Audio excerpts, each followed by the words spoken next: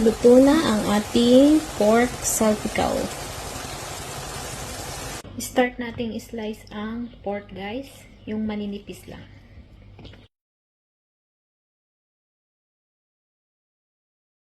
Nahiwa na natin yung pork, guys. Lagyan na natin ng ingredients. Lagyan natin ng paminta. Lagyan natin ng bawang, soy sauce,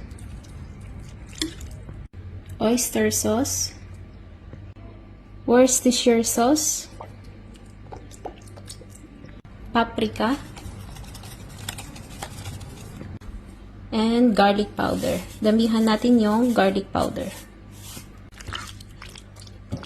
I-marinate natin to minimum of 30 minutes. Mas matagal, mas manunuot yung lasa. Start na tayo magluto, guys. Ito muna natin ang garlic. Maraming garlic.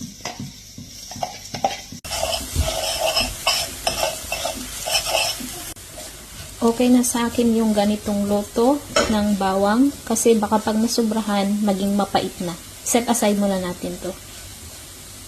Lagyan natin ng butter. Ilagay na natin yung minarinate natin pork kanina. I-mix lang natin. Ituloy lang natin iluto ang pork hanggang ito ay lumambot.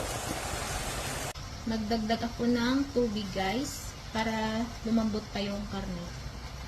Malambot na yung pork, lagyan natin ng brown sugar pampabalance sa lasa. I-mix lang natin. Next natin ilagay ang mushroom.